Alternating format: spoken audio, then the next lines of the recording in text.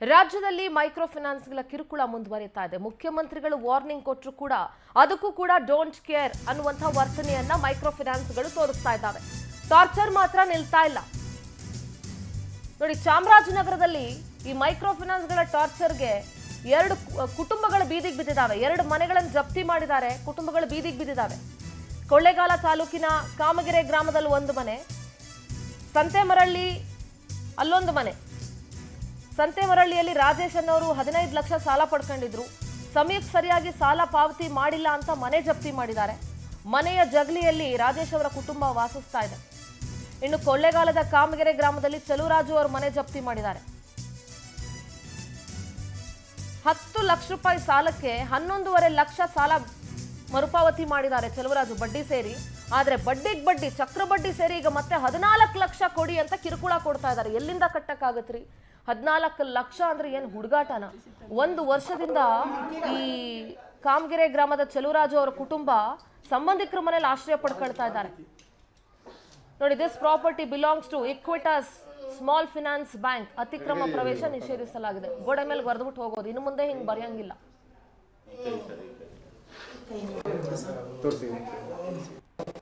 ಅವತ್ತು ಸ್ವಾಮಿ 2 ಲಕ್ಷ ರೂಪಾಯಿ ಕೊಡ್ತೀನಿ ಸ್ವಾಮಿ, ದಯವಿಟ್ಟು ಮನ ತಾಯಿ ಒಚ್ಬೇಡಿ ಸ್ವಾಮಿ. ನಿಮ್ಮ ಪಾದರ್ಶ 2 ಲಕ್ಷ ಯಾವತ್ತೂ ಆಗಲ್ಲ ಕಣಮ್ಮ, ಕಿಮ್ಗಿಂಟ್ ಕಣಮ್ಮ. ನೀವು 2 ಲಕ್ಷ ಕೊಟ್ರಿ ಎತ್ತಾಗೆಡ್ತದಮ್ಮ. ಅಲ್ಲ, ಮುಂದೆ ಅವಕಾಶ ಮಾಡ್ಕೊಡಿ ಅಂತ ಹೇಳಿ. ಮುಂದೆ ಅವಕಾಶ ಮಾಡ್ಕೊಡಿ ಸ್ವಾಮಿ. ಹಂಗೆ ಸಸಿ ಕಟ್ಟಿ ನಿಮ್ಮ ಋಣನ ಕಳ್ಕೊಡ್ತಾರ ಸ್ವಾಮಿ. ಈಗ ಆ ಗಟ್ಟಿಯಾಗಿದ್ರು ನೋಡಿ ಅವರು ಸುಮಾರಾಗ ಮಕ್ಳಿಗೂ ಕೆಲಸ ಕೊಡ್ತಾ ಇದ್ರು ಸ್ವಾಮಿ. ಮಕ್ಳ ಗತಿ ನೋಡಿ ಸ್ವಾಮಿ. ನಿಮ್ದು ಅಮ್ಮ ಸ್ವಾಮಿ ಕಾಲು ಬಿದ್ದಿ ಸ್ವಾಮಿ, ತೊಳ್ಬಿಟ್ರು ಒಳಗೆ ಕರ್ಣ ತೋರಿಸಲೇ ಇಲ್ಲ ಸ್ವಾಮಿ. ನನಗೂ ಸದ್ಯದ ಬಿದ್ಕೊಂಡಿತ್ತು ಸ್ವಾಮಿ, ಚಿಂತಾಮಣಿ ಕಡೆಯಿಂದ. ಆ ದುಡ್ಡ ನಾನು ಕೊಡ್ತೀನಿ ಅಂದಿ ಸ್ವಾಮಿ. ಈಗ ಅದು ನನ್ನ ಕಾಯಿಕೆ ಆಯಿತು ಸ್ವಾಮಿ. ಏನು ಮಾಡೋದು ಸ್ವಾಮಿ? ಈಗ ಈ ಮನೆಯವ್ರಿಗೆ ನೀವು ಆಶ್ರಯ ಕೊಟ್ಟಿರೋದಾ? ಇಲ್ಲ, ಈ ಮನೆಯಲ್ಲೇ ಕೊಟ್ಟಿದ್ದೀರಾ? ಮಾತ್ರ ಒಂದು ತೋರಿಸ್ತೀನಿ. ನಾನು ಈ ಜನ ಸ್ಮಾಲ್ ಫೈನಾನ್ಸ್ ಬ್ಯಾಂಕ್ನಲ್ಲಿ ಔಷಧಿ ಲೋನ್ ತೆಗೆದುಕೊಂಡಿದ್ದೇನೆ. ತೆಗೆದುಕೊಂಡು ಕಾರಣಾಂತರಗಳಿಂದ ನಮಗೆ ಕಟ್ಟಲಿಕ್ಕೂ ಆಗಿಲ್ಲ. ಮಧ್ಯಮರಿಗೆ ಈ ಲಾಕ್ಡೌನ್ ಬೇರೆ ಆಯಿತು. ಈಗ ಮತ್ತೆ ನನ್ನ ಕೈ ಸಮಸ್ಯೆನೂ ಆಯಿತು. ನಾನು ಕೆಲವು ಟೈಮಲ್ಲಿ ಕೇಳ್ಕೊಂಡೆ ಅವ್ರನ್ನ, ಸರ್ ನನ್ನ ಹತ್ರ ಕಟ್ಟುವಕ್ಕಾಗೋದಿಲ್ಲ, ನನಗೆ ತುಂಬ ಸ್ವಲ್ಪ ಟೈಮ್ ಕೊಡಿ ಸರ್, ಕಟ್ಕೊಡ್ತೀನಿ, ಯಾವುದೇ ಕಾರಣಕ್ಕೂ ನಮಗೆ ಮಿಸ್ ಮಾಡಲ್ಲ. ಆಮೇಲೆ ನನಗೆ ಮನೆ ಬಿಟ್ಟರೆ ಬೇರೆ ಏನೂ ಆಧಾರ ಇಲ್ಲ ಸರ್, ದಯವಿಟ್ಟು ನೀವು ಲಾಕ್ ಮಾಡಿಬಿಡಿ ಅಂತ ಹೇಳಿದೆ. ನಾನು ನನ್ನ ಸಂಸಾರನೂ ಹೇಳಿದೆ, ನನಗೆ ಬೇರೆ ಇದು ಬಿಟ್ಟರೆ ಬೇರೆ ಆಸ್ತಿನೂ ಇಲ್ಲ ನನಗೆ. ಹಂಗಾಗಿ ನಾನು ಕೇಳ್ಕೊಂಡೆ, ದುಡಿಯೋನೊಬ್ಬ ಅಂತಲೂ ಹೇಳಿದೆ, 3 ಮಕ್ಕಳಿಗೆ ಓದ್ತೀವಿ ಅಂತಲೂ ಹೇಳಿದೆ. ಅವ್ರು ಕೇಳಲಿಲ್ಲ. ಆಮೇಲೆ ನಾನು ಒಬ್ಬರ ರೈತರ ಸಂಘದ ಅಧ್ಯಕ್ಷರು, ಜಿಲ್ಲಾಧ್ಯಕ್ಷರಾದಂಥ ಸಿದ್ದರಾಜ್ ಅವರನ್ನ ಕರ್ಕೊಂಡೋಗಿದ್ದೆ. ಅವ್ರ ಹತ್ರ ಬ್ಯಾಂಕಲ್ಲಿ ಮಾತಾಡಿಸಿದಾಗ ಅವ್ರು 7 ಲಕ್ಷ ರೂಪಾಯಿ ದುಡ್ಡು ಕಟ್ಕೊಡ್ತೀನಪ್ಪ, ಅವ್ರಿಗೆ ಕೀ ಆ್ಯಂಡ್ ಓವರ್ ಮಾಡಿಕೊಡಿ ಅಂತ ನಾವು ಕೇಳ್ಕೊಂಡ್ರು. ಅವ್ರ ಮಾತಿಗೂ ಸುಧಾ ಇವರು ಬೆಲೆ ಕೊಡಲಿಲ್ಲ. ಅದಕ್ಕೆ ಹಂಗಾಗಿ ನಾವು ಇವ್ರೇನು ಮಾಡಲಿಲ್ಲ ಸರ್. ತುಂಬ ನಾನು ನೋಡಿ, ನಮ್ಮ ಸಂಸಾರ ಇಲ್ಲಿ ಬೀದಿ ಪಾಲಾಗಿದೆ ಸರ್. ಬೇರೆ ಏನು ಮನೆಯೂ ಇಲ್ಲ, ಜಮೀನು ಇಲ್ಲ, ಆಸ್ತಿ ಇಲ್ಲ. ನಾವು ಇಲ್ಲೇ ಜೀವನ ಮಾಡ್ತಿದ್ದೀವಿ ನೋಡಿ. ಇದು ನಮ್ಮ ಜೀವನದ ಕಥೆ. ನಾವು ತುಂಬ ಎಷ್ಟೇ ಕೈ ಮುಗಿದು ಕೇಳ್ಕೊಂಡ್ರು ಅಟ್ಲೀಸ್ಟ್ ಈ ಸ್ನಾನ ಮನೆ ಕೂಡ ಬಿಟ್ಕೊಳ್ಳಿಲ್ಲ ಅವರು. ಕೆಲವು ಟೈಮಲ್ಲಿ ಬಾತ್ರೂಮ್ ಒಂಚೂರು ಹೋಗಿ ಏನೋ ಬಿಟ್ಬಿಡ್ತಾರೆ. ಅಲ್ಲಿ ಅಡುಗೆ ಮಾಡ್ಕೊಂಡು ಸ್ನಾನ ಮಾಡ್ಕೊಂಡು ಇಲ್ಲಿ ವಾಸ ಮಾಡ್ತಿದ್ದೀವಿ ಸರ್. ನೋಡಿ, ಇವ್ರು ನನ್ನ ಮಗಳು, ಇವ್ರು ನನ್ನ ಮಗ, ಅವ್ರ ಹೆಂಡ್ತಿ, ಇವ್ರು ನಮ್ಮ ಅತ್ತೆ ಸರ್. ಹಂಗಾಗಿ ನಾನು ಹಿಂಗೆ ಜೀವನ ಮಾಡ್ಕೊಂಡು ಬಂದ್ಬಿಟ್ಟಿದ್ದೀನಿ. ಎಷ್ಟೋ ಕೇಳ್ಕೊಂಡ್ರು ಅವ್ರು ಬೆಲೆ ಕೊಡಲಿಲ್ಲ. ನೀನು ದುಡ್ಡು ಕಟ್ಬಿಟ್ಟು ಮನೆ ತಗೋ, ಇಲ್ವಾ ನೀನು ಅರೆಸ್ಟ್ ಆಗ್ತೀಯ, ಅಲ್ಗೋ ಅರೆಸ್ಟ್ ಆಗ್ತೀಯ ಅಂದ್ಬಿಟ್ಟು ನೋಟಿಸ್ ಎಲ್ಲ ಕಳಿಸ್ಕೊಂಡಿದ್ದಾರೆ. ಮತ್ತೆ ನನ್ನ ಇದನ್ನೆಲ್ಲ ತಗೊಂಡೋಗಿ ಕತ್ತಾಗ ಹಾಕಿದ್ರು ಸರ್.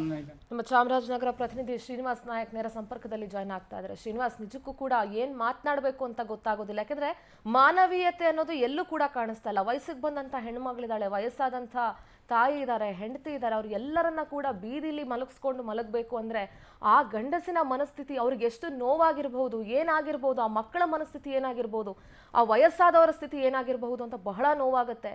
ಸದ್ಯ ಏನ್ ಹೇಳ್ತಾರೆ? ಇದಕ್ಕೆ ಪರಿಹಾರ ಏನು? ಏನ್ ಮಾಡೋದು? ಸಿಂಧೂರ್ ಅವರೇ, ನಿಜಕ್ಕೂ ಕೂಡ ಚಾಮರಾಜನಗರ ಜಿಲ್ಲೆನಲ್ಲಿ ಈ ಒಂದು ಮೈಕ್ರೋ ಫೈನಾನ್ಸ್ ಕಿರುಕುಳ ಅಂತಕ್ಕಂಥದ್ದು ಮೊದಲಿಗೆ ಬಯಲಿಗೆ ಬಂತು ಅಂತಂದ್ರೆ ತಪ್ಪಾಗ್ಲಾರದು.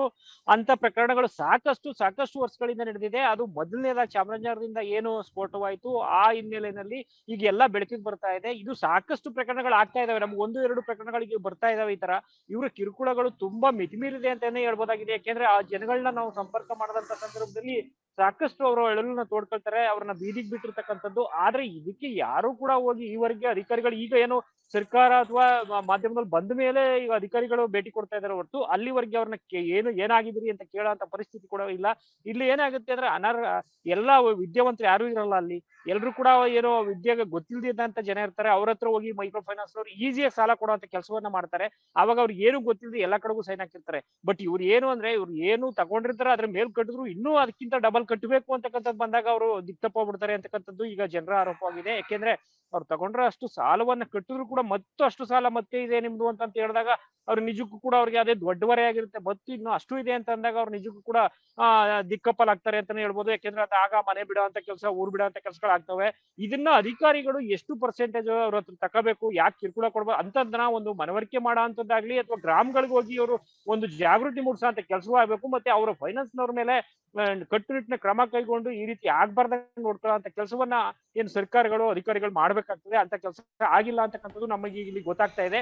ಯಾಕೆ ಅಂತಂದ್ರೆ ಈಗ ಮಾಧ್ಯಮಗಳಾಗ್ಲಿ ಅಥವಾ ಏನೋ ಈ ಜನ ಬಂದು ಹೇಳಿದ ಮೇಲೆ ಅಥವಾ ಸರ್ಕಾರ ಹೇಳಿದ ಮೇಲೆ ಇಂಥ ಕೆಲಸವನ್ನ ಅಧಿಕಾರಿಗಳು ಹೋಗಿ ಮಾಡ್ತಾ ಇದಾರೆ. ಬಟ್ ಆದ್ರೂ ಕೂಡ ಸರ್ಕಾರ ಇಷ್ಟು ಹೇಳಿದ್ರು ಕೂಡ ಇಂಥ ಒಂದು ಬೀಗ ಹಾಕಂತ ಕೆಲಸ ಈಗ ಒಂದು ನಾವು ನೋಡ್ತಾ ಇದೀವಿ. ಅವ್ರ ಮನೆ ಮುಂದೆ ಬರೆದಿರ್ತಕ್ಕಂಥ ಅಳಿಸೋಂತ ಕೆಲಸನೂ ಕೂಡ ಆಗಿಲ್ಲ.